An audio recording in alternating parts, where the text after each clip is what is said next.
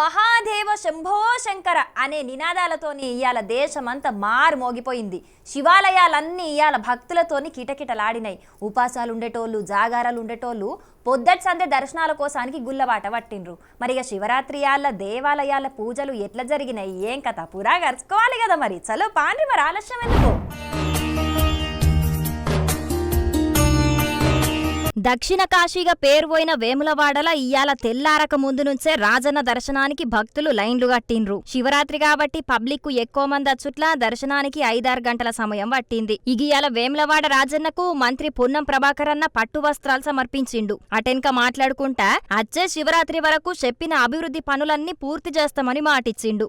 ఇగిటు centre మంత్రి బండి సంజయ్ అన్న సుతం వేములవాడ రాజన్నను దర్శించుకున్నాడు. అటెన్క ఆడ మాట్లాడుకుంటా దేశ ప్రధాని నరేంద్ర మోడీ గారు పుణ్యక్షేత్రానికి వచ్చి దర్శనం చేసుకున్న తర్వాత దేశవ్యాప్తంగా ఒక చర్చ జరుగుతున్నది. ప్రతి ఒక్కరు కూడా దేశవ్యాప్తంగా హిందూ సమాజంతో కూడా ఒక్కసారైనా వేములవాడ పుణ్యక్షేత్రానికి వెళ్ళాలి. మోడీ గారు కూడా వెళ్ళి దర్శించుకున్నారు. కాబట్టి ఆ పవిత్రత ఏందో, ఆ శక్తి ఏందో మోడీ గారు దేశానికి చాటారు. మరి అటువంటి దేవస్థానాన్ని ఒకసారి దర్శించుకోవాలి, అటువంటి రాజరాజేశ్వర స్వామిని దర్శించుకోవాలని చెప్పి దేశవ్యాప్తంగా ఒక ఆలోచన సమాజంలో వచ్చింది. ఎమ్మెల్సీ కవితక్క సుతం ఇయ్యాల రాజన్నను దర్శించుకున్నది. గత పాలకులు వేములవాడ రాజన్నను దర్శనం చేసుకుంటే ఎన్నికల్లో గెలువరనే అపవాదు పెట్టిరన్న కవితక్క ప్రభుత్వం మారినా అభివృద్ధి మాత్రం ఆపద్దన అన్నది. ఒకప్పుడు రాజరాజ నరేంద్రుడి సమయంలో అద్భుతంగా వైభవోపేతంగా ఈ ఆలయం ఉండెను. అట్లానే 30 ఎకరాల భూమిని కూడా మరి చెరువు కోసం కొని ప్రభుత్వం నుంచి తీసుకొని, అట్లానే బద్దిపోచమ్మ కూడా నిత్యం అనునిత్యం బోనం ఎక్కుతుంది వేములవాడలో. అటువంటి బద్దిపోచమ్మ డెవలప్మెంట్ కోసం కూడా 10 ఎకరాలు సపరేట్గా కొని, ఎందుకంటే వేములవాడ దక్షిణ కాశీ అంటే ఎట్లుంటుందో అట్లనే ఉంటుంది. చిన్న చిన్న గల్లీలు ఉంటాయి, ఎవరు అమ్మేటటువంటి పరిస్థితి ఉండదు.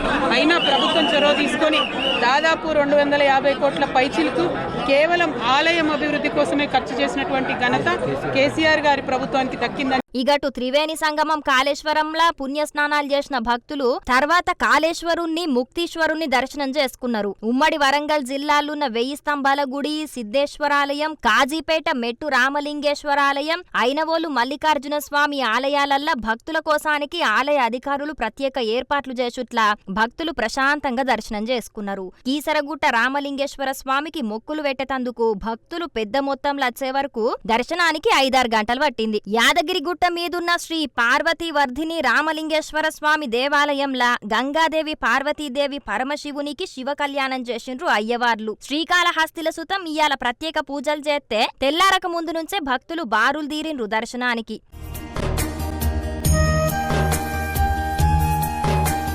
అటు పల్నాడు జిల్లా కోటప్పకొండల మహాశివరాత్రి వేడుకలు వైభవంగా జరిగినాయి. త్రికోటేశ్వరునికి ప్రత్యేక అలంకరణ చేసి అభిషేకాలు చేసిండ్రు. మొత్తానికైతే 2 తెలుగు రాష్ట్రాల శివరాత్రి వేడుకలు సంబురంగా జరిగినాయి. మరిగా ఆ శివయ్య దయ అందరి మీదుండి 2 తెలుగు రాష్ట్రాల ప్రజలు సల్లగుండల్నని మన రచ్చబండ ముచ్చట్ల తరపున కూడా కోరుకుంటున్నాం.